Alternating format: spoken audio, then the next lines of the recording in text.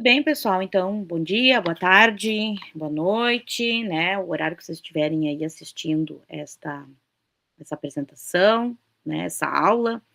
Nós vamos hoje, então, para a nossa segunda parte do mini curso, Introdução a Ensaios de Ecotoxicidade em NANIBI, usando o Cenorhabditis elegans como modelo experimental, tá? A ideia, né, deste módulo aí, né, dessa segunda aula, é trazer para vocês exemplos práticos, né? Então a gente vai trabalhar com exemplos práticos, tá? Para fazer a avaliação ecotoxicológica desses produtos nanobiotecnológicos, tá? Então, no primeiro módulo ali eu apresentei para vocês o elegance, ferramentas, ensaios, né? Fiz uma apresentação bem geral. E daí hoje, então, vai ser algo mais com exemplos, né, de trabalhos que a gente fez aqui no laboratório. Depois eu vou mostrar para vocês as referências, tá? Para vocês depois buscarem, se tiverem interesse de ler os artigos, né? E nos procurar aqui para ter mais informações. Se vocês quiserem fazer um treinamento aqui, a gente está sempre de portas abertas, tá? Então, antes de mais nada, vou voltar aqui um slide que acabou ficando fora da ordem, tá? Eu vou contar um pouquinho para vocês como é que a gente expõe os animais aos nanopartículas, né? De diferentes é, tipos que a gente vem recebendo. Então, por exemplo, a gente já trabalhou aqui com lipossomos, já trabalhamos aqui com nanopartículas poliméricas, tá? Aquelas que têm um revestimento de polímero na volta. Já trabalhamos com aquelas nanopartículas sólido-lipídicas, tá? E já trabalhamos com nanopartículas inorgânicas também, aquelas de metais, tá? Então, dependendo da particularidade da nanopartícula, a gente faz alguns testezinhos para ver se a gente vai expor ou, né, no meio aqui, no meio NGM, a gente não coloca no agar, a gente coloca na superfície do agar, tá? Para o verme ter um contato, né, maior com essas nanopartículas, então a gente coloca na superfície do agar, tá? Lembrando, né, que eu comentei na última aula, que o elegans, então, ele vive em laboratório, né, nesse meio de cultivo aí, que é agar, peptona. Eu não contei muito a composição para vocês, né, mas basicamente tem agar, tem peptona e alguns sais e colesterol, porque o verme, ele não produz colesterol, então a gente suplementa no meio, tá? E daí a gente coloca E. coli em cima, deixa a bactéria por cima, né, desse agar quando ele solidifica, e a bactéria se alimenta desse agar. E depois a gente coloca o elegans, depois que a bactéria cresceu bem, a gente coloca o elegans para se alimentar dessa bactéria, tá?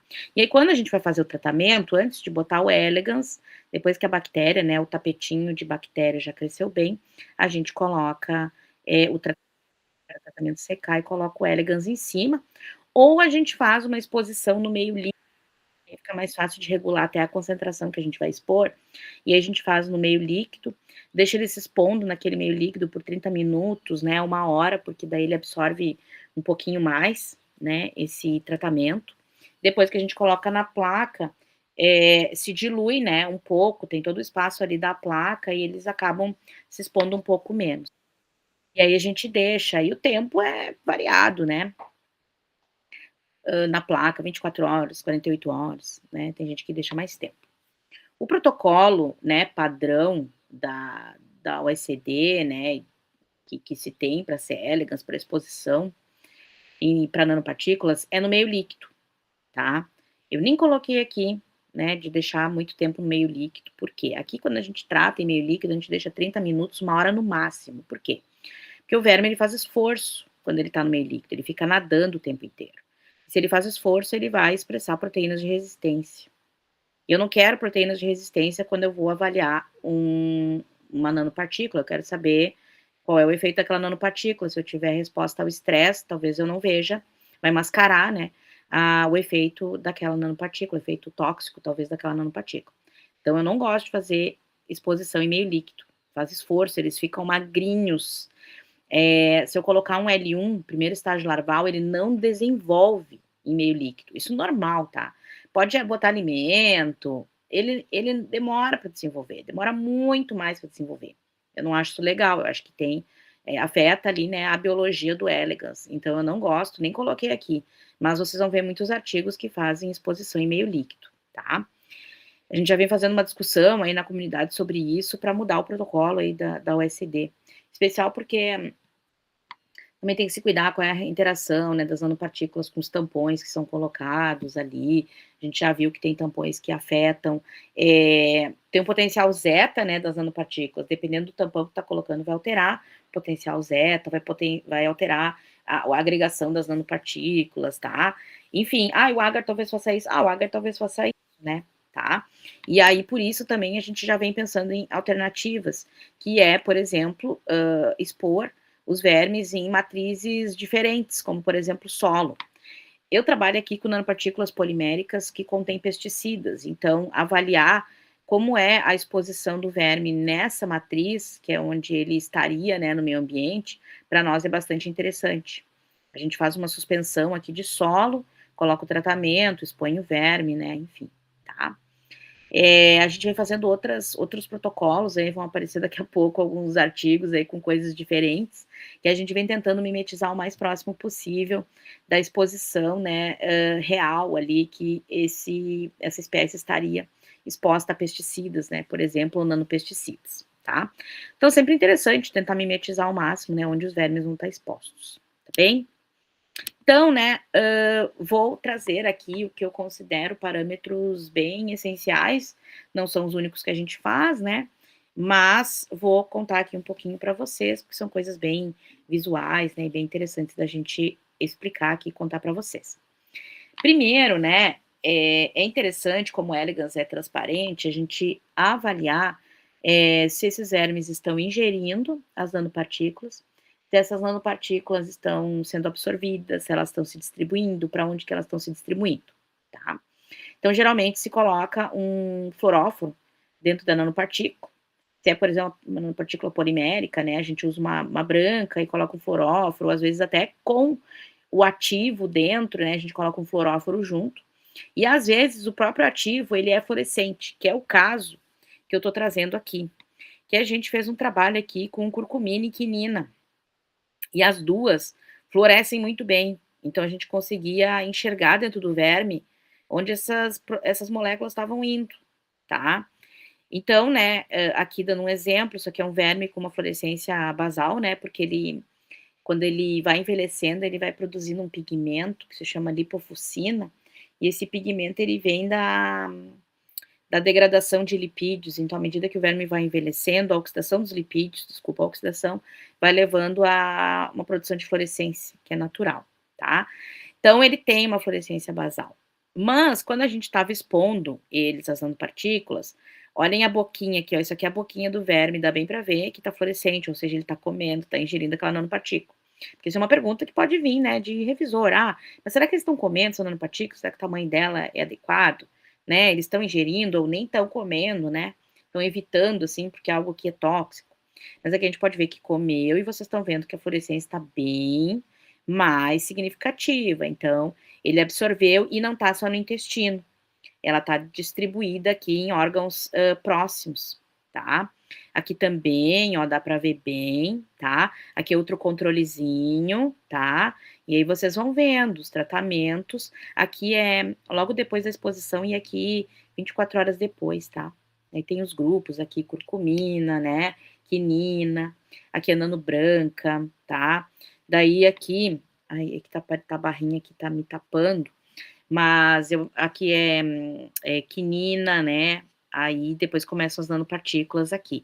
Então dá bem para ver que ele tá comendo, tá? Tá comendo e tá se distribuindo, e isso é bem legal, né? De observar.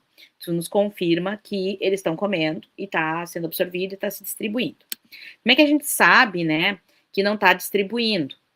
A gente sabe quando ele fica preso no intestino, tá? Aqui, por exemplo, né, esse aqui não é do nosso laboratório, tá? Isso aqui é de uma publicação, são nanopartículas de sílica marcadas com rodamina, que é vermelhinha, tá? Aquele outro ali era uma fluoresceína, esse aqui é uma rodamina. Vocês podem ver, ó, bem dentro do intestino, ó, tá bem marcadinho, parece que interagiu e escapou um pouco para alguns tecidos próximos, ó, tá lá na faringe, um pouco na vulva, Na espermateca foi também, então passou um pouco, mas vejam, né, que ficou bem retido aqui no intestino, ali interagindo com a mucosa intestinal, tá? Mas foi para alguns outros tecidos de interesse. Aqui foi um trabalho que a gente fez com nanopartículas poliméricas, tá? Que a gente marcou também com rodamina. Vocês estão vendo esse vermelhinho? E olha só, aqui a boquinha do verme, faringe, só no intestino, ó, não foi para nenhum outro órgão. Ficou bem assim, interagiu muito e ficou bem retido no intestino. Interagiu ali com a mucosa e ficou, e não foi absorvido, tá? E a gente viu bastante toxicidade, inclusive. Então a gente acha que aconteceu alguma coisa ali a nível intestinal que deixou os vermes adoecidos, eles não desenvolveram, não reproduziram direito, né, nesse trabalho aqui. Esse trabalho é um trabalho mais antigo, 2017, do Maurício Jacques, e esse artigo foi só com nanos brancas. Nós vimos o impacto das nano brancas sem nenhum ativo. E isso para nós foi bem interessante, porque a partir desse trabalho, que a gente viu que algumas nanopartículas, elas não são biocompatíveis com elegans, a gente foi evoluindo para procurar saída, né? Para procurar outras alternativas, tá? Então, por exemplo, poliepsilon caprolactona, que é muito comum aí em nanopartículas de PCL, o C. elegans não gosta, tá? Ele morre, né? Ele morre muito rápido, tá? Então, não é legal. Dentre as alternativas mais naturais, né, a gente já testou, por exemplo, a gente está testando zeína, né, que vem do milho, tá? A zeína é um polímero que o verme gosta, tá? A lignina, o verme também, né, interage bem com lignina, tá? E até dentre os sintéticos, a gente já viu o dragite. O dragite, o verme interage bem também, tá? Não tem muitos problemas ali. Agora, por exemplo, né, a gente já usou nanopartículas de quitosana. Quitosana é mais natural, é um polímero natural, mas o verme não interage muito bem com quitosana, não gosta de quitosana, tá? Então é muito assim, é muito importante estudar essas interações para entender o que vai acontecer com nematóides no solo quando expostos a esses revestimentos, tá? Outra técnica que é muito legal, né, aí para tanto para ver se tem, né, presença, quanto também a quantificação, tá? São as técnicas, né, tanto por HPLC quanto por Raman, tá? O HPLC, né, a cromatografia por HPLC ou outras, né, a gente consegue fazer um homogeneizado do verme, preparar a amostra, e injetar na HPLC e detectar, né, se aquele ativo está presente, se foi absorvido lá da nanopartícula e o quanto foi, tá? Então a gente tem feito isso aqui no laboratório, com parceria, claro, porque a gente não trabalha com HPLC. E aqui é um grupo que é parceiro nosso, esse trabalho da Francine Coá, o supervisor dela era o Diego Martinez, eles são do CNPEM, do Elinano, do CNPEM de Campinas. E eles começaram, né, a usar essa técnica do Raman, porque eles trabalham com grafeno, e daí eles conseguem, né, com esse laser aqui do Raman, detectar os picos ali do grafeno, tá? E ver qual é a quantidade e a presença deles, né, na cabeça, no intestino do verme, em outros órgãos, porque tu consegue direcionar o laser e ver, né, quantidades, tá? Então isso é muito legal, né? Dá para fazer isso muito bem. E é muito interessante porque é bem difícil fazer essas quantificações, assim, pegar grafeno, pegar carbono, tá? Bem difícil, tá? Então eles estão conseguindo fazer isso, bem interessante. Coloquei aqui a referência, né? Depois, se alguém tiver interesse aí de ver. Muito legal, dá para direcionar, né? Você bota o vermezinho, bem como tá mostrando na lâmina, direciona o Raman e aí consegue ver, tá? Nos tecidos. É muito interessante. Dentre os parâmetros fisiológicos que a gente combinou na primeira aula, né, eu trouxe aqui exemplo de 2 trabalhos. Um trabalho que a gente trabalhou com partículas inorgânicas, nanopartículas inorgânicas híbridas, de óxido de ferro com prata, decoradas com prata. A gente recebeu essas nanopartículas da UFABC, professora Amedéa Seabra, participa sempre aqui desse evento também, tá? E aí eles foram sintetizados, né, usando síntese verde com chá verde, para fazer a redução ali dos metais e especialmente da prata, né, tá? Daí a gente fez uns ensaios aqui E a gente testou a nanohíbrida, testamos só a magnetita, né, o óxido de ferro, só a nanopartícula de prata, e a gente viu que a associação, né, dessas duas, a magnetita, com revestimento de prata, foi bem tóxica para os vermes, então a taxa de sobrevivência dos animais foi diminuída. A gente geralmente, então, e aí depende, tá? Aqui nesse caso, acho que a gente fez uma exposição de 48 horas, e aí fomos olhar, né, a taxa de sobrevivência dos animais, vimos que diminuiu, né? Aqui também, se eu não me engano, esse aqui é o tamanho, né, da progênie, é o brood size. O tamanho da progênie, a reprodução foi afetada também por essas concentrações, né, de exposição. Quando a gente testou só a magnetita e a prata, a gente não viu um efeito tão significativo nesses dois parâmetros fisiológicos. Mas quando a gente associou, né, as dois metais, né, não foi muito bom aqui para o verme, ou seja, ela foi segura, né, até uma determinada concentração. Então, dependendo do uso, né, que essas nanopartículas vão ter, elas vão chegar numa determinada concentração no ambiente, talvez isso não vai afetar, né, os animais. Por isso que a gente já faz uma exposição mais longa, ali de 48 horas, com concentrações altas, né, que é justamente já para a gente ver qual é o impacto, né, real dessas nanopartículas. Aqui embaixo também, ó, é um parâmetro de sobrevivência e um parâmetro de reprodução aqui, são os ovos eclodidos. E esse aqui, basicamente, foi aquele estudo que eu falei para vocês das nanopartículas vazias, ó, com PCL, e aqui PCL com pesticida atrazina, então o PCL estava revestindo a atrazina, tá? Essa linha vermelha são os animais não tratados, e aí, como vocês podem ver, as barras pretas são as nanobrancas, que elas já diminuem a taxa de sobrevivência de maneira significativa. E mesmo, né, as nanopartículas com atrazina, elas têm o mesmo efeito, elas não causam uma maior toxicidade. Por quê? Porque a nanopartícula vazia já causou um dano, né, bem significativo, já matou os animais e foi ela o responsável por essa mortalidade aqui, tá? Mesma coisa a gente viu na reprodução, olha aqui a nano vazia já diminuiu a reprodução de maneira significativa e até com a atrazina nem deu um resultado significativo, tá? Que a gente esperaria, né, que ia dar muito mais tóxico, mas não. A nanopartícula por si só já é bem tóxica para o verme. Então vejam como é importante esse tipo de estudo para a gente ver, nossa, se vai chegar essa nanopartícula no solo, esse nematóide não vai conseguir se reproduzir, ele vai morrer e ainda não vai conseguir se reproduzir. Será que isso vai ter impacto em outros nematóides que são importantes para o solo, né? Minhocas que são importantes para o solo também, né? Então é importante fazer esse tipo de avaliação, tá? Aqui é o tamanho dos animais como um outro parâmetro fisiológico, esse mesmo trabalho, né, das nanopartículas de PCL vazias e com atrazina. Olha a nanopartícula vazia, como já afeta muito o desenvolvimento dos animais, né, eles não crescem, tá, eles não crescem, é o que a gente tá vendo aqui no gráfico, ó. Ficam pequenos, não desenvolvem, não crescem. Mesma coisa acontece com a nanopartícula de atrazina, mas a causa é o PCL, tá, essa foi a nossa conclusão, ali que os resultados são iguais, né. Nós testamos aqui também nesse trabalho as nanopartículas lipídico-sólidas, elas também tiveram impacto, tá? Na vida dos animais, aqui no tamanho dos animais, tá? E aqui com quitosana, CS é quitosana, com TPP, que é para estabilizar o potencial zeta ali da quitosana, que é bem positivo. No caso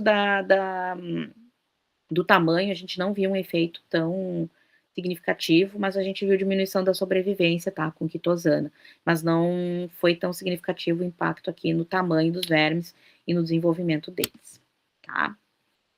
Em relação à expressão de proteínas de interesse, né, aqui muito legal, a gente tem uma vasta disponibilidade de cepas, né, a gente tem algumas aqui no laboratório que a gente conseguiu aí de compra no CGC ou de doação de outros laboratórios, a gente tem uma rede aí que se ajuda bastante, tá.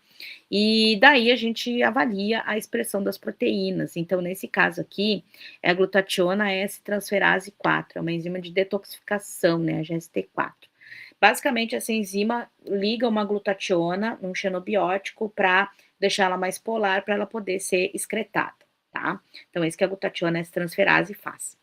Então, nesse caso aqui, esse é um trabalho que a gente trabalhou com nanopartículas poliméricas contendo óleo de nim, tá? Que tem azadiractina, que tem um potencial bioinseticida bem interessante. E nessas nanopartículas a gente tinha zeína revestindo. Nessa altura aqui a gente já tinha visto que a zeína, ela era bem biocompatível com C. elegans, então a gente seguiu os trabalhos para ver o impacto aqui do NIM, né, no verme, e dessas nanopartículas. A gente viu que o NIM sozinho, né, não revestido nas nanopartículas, diminuiu a expressão da GST4. Isso seria ruim para o sistema de detoxificação, tá? As nanopartículas vazias não causaram isso, aqui o controle, que vocês estão vendo a fluorescência da GST4, e as nanopartículas contendo o NIM não alteraram a expressão da GST4, tá? Só o NIM sozinho que fez isso. E aí a gente entendeu isso como sendo ruim para a resposta de fase 2 de detoxificação de xenobióticos, tá? Outro exemplo prático, né, a expressão da DAF16. Eu comentei com vocês lá na aula 1, um pouquinho sobre o DAF16, sobre ele ser um fator de transcrição. Então, ele é um fator que ele migra para o núcleo, ele está no citosol, quando ele está ativado, ele migra para o núcleo e ativa genes de resistência ao estresse, que promovem longevidade, tá? Como é que funciona, né? Eu botei até essa figurinha para mostrar um paralelo, vermes e mamíferos, tá? Então, para vocês verem como a via é parecida, olha como um verme, né, o que é tão primitivo, ele tem, né, essa via bem parecida com a de mamíferos, ficou conservada, né, ao longo da evolução das espécies. Então, o verme, ele tem um receptor de insulina, tá, um peptídeo tipo insulina. Os mamíferos, né, tem também receptor de insulina, de IGF, de hormônio do crescimento, enfim, mas nós vamos focar aqui na insulina. O peptídeo tipo insulina, ele vai se ligar no receptor DAF2, que é o homólogo do receptor de insulina, tá? Então, o verme, ele não tem insulina, ele tem um peptídeo que é muito parecido com insulina. Se liga, vai, então, né, produzir os substratos aqui do receptor, que é IST1, e mamíferos, né, são os substratos aqui responsivos à insulina, né, os IRS. Isso vai ativar a AGE1, né, o AGE1, que é a PI3K em mamíferos, igual, que vai ativar a AKT, também tem o mesmo nome em mamíferos, AKT, e a AKT, por fim, ela fosforila DAF16, e olha aqui, ó, ela bloqueia, ela inibe a migração do DAF16 para o núcleo. Mesma coisa aqui, ó, AKT fosforila a FOXO, e, e o FOXO não vai para o núcleo, tá? Então, quando tem a sinalização com a presença de insulina, o peptídeo tipo insulina, o DAF16 fica preso no núcleo. Quando o verme está em jejum, ou situações de estresse, não vai ter essa sinalização aqui, tá, da insulina, não vai ter a fosforilação do DAF16 ou do FOXO, e eles migram para o núcleo, fica esse aspecto aqui no C. elegans, né, fica esse pontinho, porque o DAF16 migra para o núcleo, e vai ativar genes de resistência a estresse, longevidade. Então, viram que o paralelo, né, é muito parecido, a via, né, exatamente idêntica, né, tem nome diferente de proteínas, porque quem foi achando foi dando nome para as proteínas, tá? Mas elas fazem a mesma coisa. E aí a gente vê a migração do DAF16 para o núcleo como uma possibilidade de resposta à resistência a estresse. Então, nesse trabalho aqui, que foi com as nanopartículas, aquela de mistas, híbridas, né, de magnetita decoradas com prata, nós vimos que houve, né, um aumento da presença do DAF16 no núcleo, porque o verme está tentando responder, ter uma resposta ao estresse, tá? Isso é muito comum, quando tem algo que está incomodando ali na célula, aumenta a migração do DAF16 para induzir defesas, né? Superóxido de mutase, por exemplo, né, aumenta a sua expressão, tá? Então, é isso que tá aparecendo aqui, e a gente conta, né, a gente pega na laminazinha e conta quantos vermes estão com aquela migração do DAF16, né, se ela tá completa no núcleo, tá intermediária, ou se tá no citosol, tá?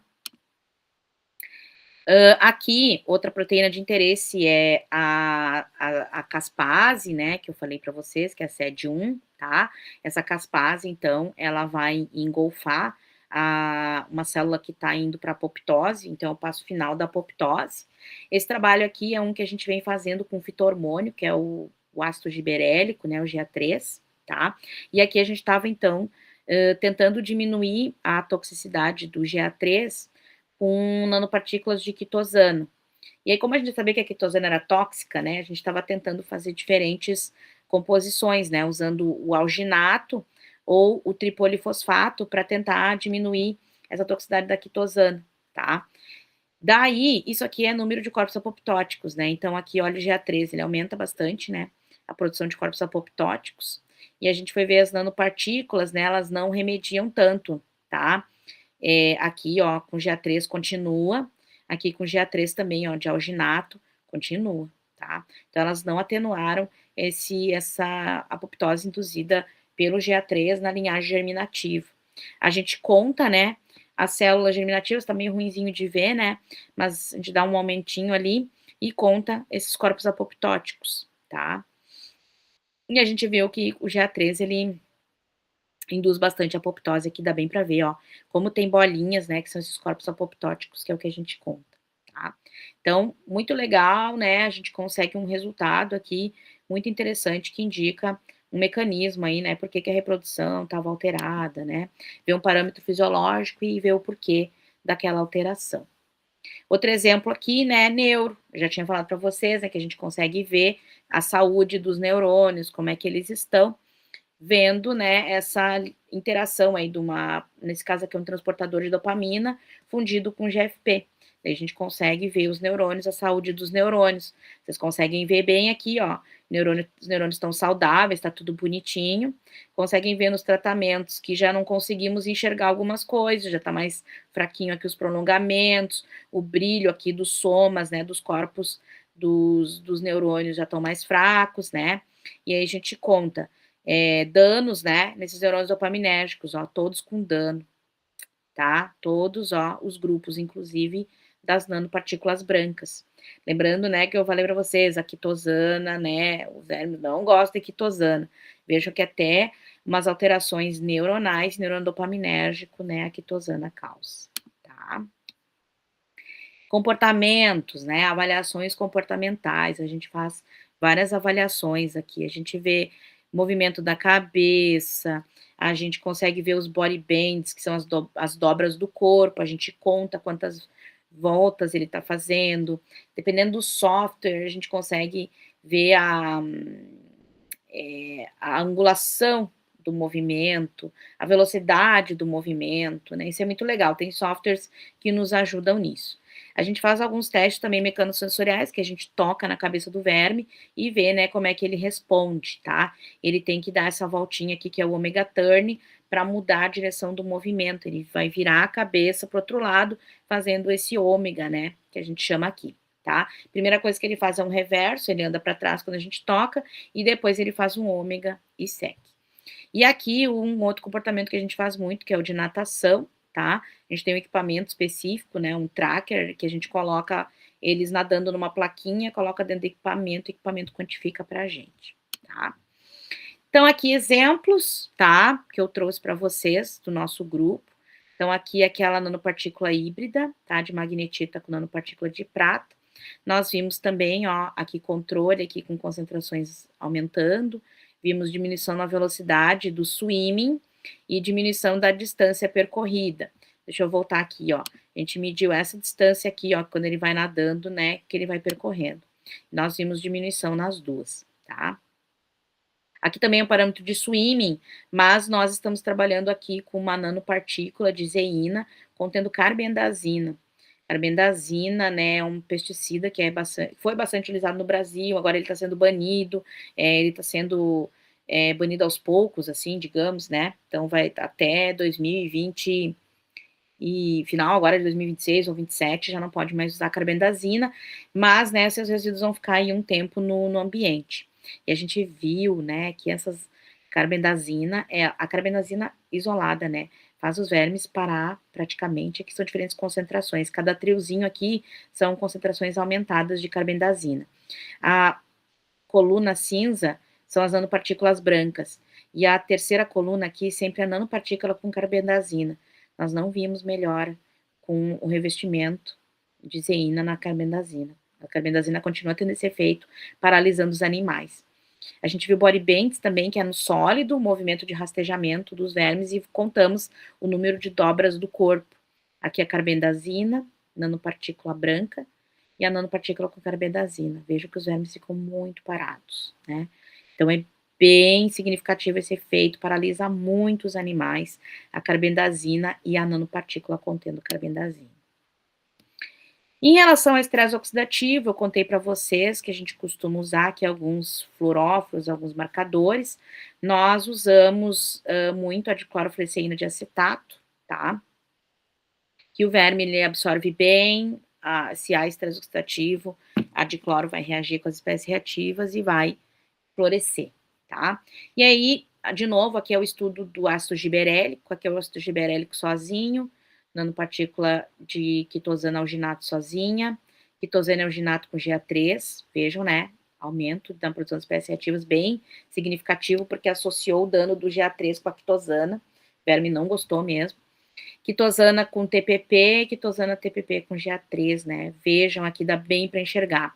A gente quantifica, né, a fluorescência usando um software, dá bem para ver um aumento significativo da fluorescência. Lembrando que aqui a gente usou, né, concentrações bem altas, extrapolamos, e depois a gente usou concentrações que estariam mais no ambiente. Porque o giberélico, ele, como é que ele é, como é que é a exposição, né? Geralmente se faz um seed priming. Tu pega a semente, dá um banho na semente, no fito-hormônio, que o fito-hormônio tem que agir na semente para ela germinar. Então, esse GA3, né, o giberélico ou a nanopartícula, vai estar ali, né, encharcando a semente e vai ficar liberando no ambiente. Então, a concentração é muito baixa, né, que fica. Então, depois nós mimetizamos isso, a gente trabalhou com sementes de ervilha, mergulhamos, né, na solução, colocamos essa semente que mergulhou na solução numa placa de Petri, deixamos ela liberar e expusemos os vermes. E aí vimos que não tivemos efeitos tóxicos significativos, tá? Aqui a gente fez uma exposição direta, tá?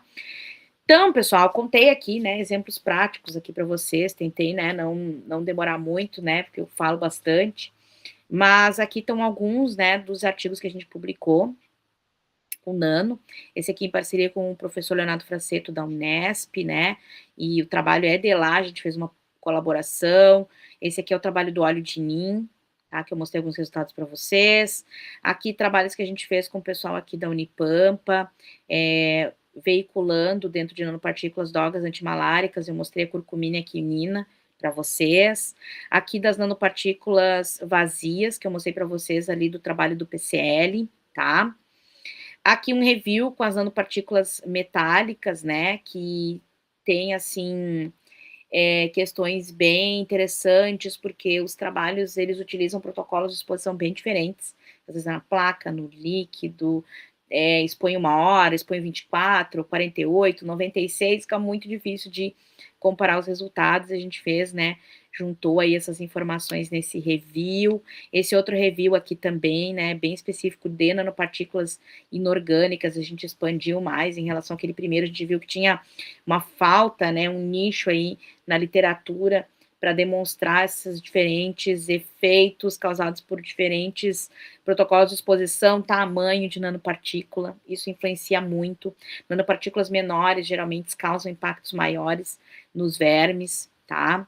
Esse aqui é o trabalho da magnetita que eu contei para vocês, né? Esse aqui, tá?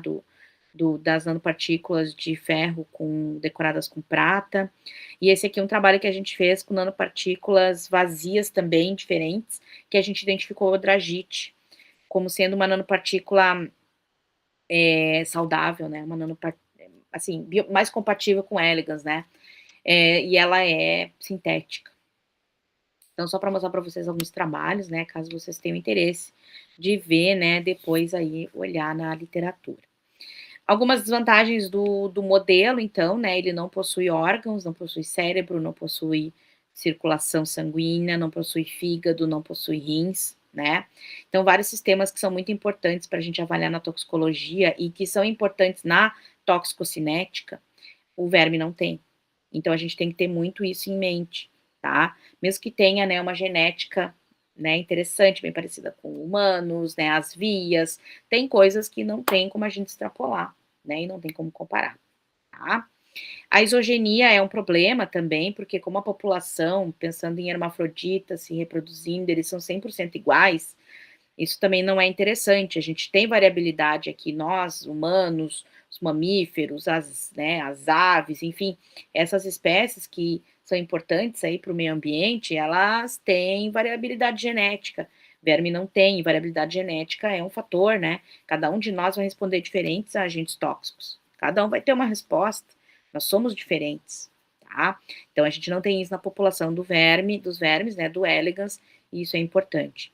E a variabilidade dos protocolos entre os laboratórios que eu comentei para vocês, tá muito complicado, a gente precisa começar a padronizar um pouco melhor para a gente conseguir avançar, tá? E também uma outra questão, gente, é que tem muitas nanopartículas, muito nanomaterial sendo produzido, que está indo para o mercado sem ter a avaliação toxicológica, a avaliação de segurança adequada, tá? Isso é perigoso, perigoso para o meio ambiente, perigoso para a nossa saúde. Então, é importante que a gente tenha modelos bem estabelecidos, que façam ensaios preliminares rápidos, para depois a gente ir para modelos mais complexos, para fazer a avaliação dessas nanopartículas, antes que dê um estrago grave aí no ambiente, tá? A ideia das nanopartículas é, com certeza, a inovação, diminuir danos ao meio ambiente, melhorar, por exemplo, usando pesticidas, a ideia é diminuir a quantidade de pesticida no ambiente. Mas se a nanopartícula causar um dano, não vai ser positivo, né? Então, por isso que é importante fazer essas avaliações preliminares. Brevemente, vou falar um pouquinho aqui do nosso laboratório, pessoal, né, para vocês conhecerem, se alguém tiver interesse. Nós aqui temos 2 linhas de pesquisa, né, o nosso grupo aqui em Bioquímica e Toxicologia em Senhor Habites Elegans, da Unipampa, a gente tem essa linha de toxicologia experimental, a gente trabalha com nanopartículas dos diferentes tipos que vêm dos diferentes parceiros, a gente não faz nanopartícula, a gente só faz avaliação mesmo. Avaliamos pesticidas, né, nanopesticidas, metais, a gente vem trabalhando bastante, e também toxicidade de solventes por exposição no ar, né, então a gente vem fazendo isso. Também trabalhamos com uma linha de bioquímica farmacológica, porque a gente tem esses modelos que eu mostrei para vocês de Alzheimer, tem modelo de Parkinson, a gente trabalha com outros modelos aqui, químicos também, né? E aí a gente testa produtos naturais, daqui da região, do bioma Pampa. Trabalhamos com compostos sintéticos, a gente tem parceria aí com o pessoal que trabalha com compostos de enxofre, selênio e telúrio na estrutura, e a gente vem avaliando. E, claro, nanopartículas que contêm fármacos, né, os nanomedicines, né, os nanomedicines, nanofármacos. Esse aqui é o nosso grupo, tá, que vem trabalhando aqui, fazendo avaliações, a gente não trabalha só com nano, como vocês viram, trabalhamos com outras propostas, né, tanto na linha toxicológica quanto farmacológica, então são essas as pessoas a quem agradeço, que fazem o trabalho, muitos, né, já saíram aqui do laboratório, estão fazendo suas vidas, suas carreiras, e trabalharam com nanopartículas, e aqui agradeço também o PPG e as agências de fomento, que vêm nos dando recursos aí para manter o laboratório, bolsas, né, para os alunos, bolsas para ir para o exterior, e isso vem sendo bem importante, e também, claro, o INCT Nanoagro, que é o INCT que eu faço parte, no qual a gente trabalha com os nanopesticidas, tá?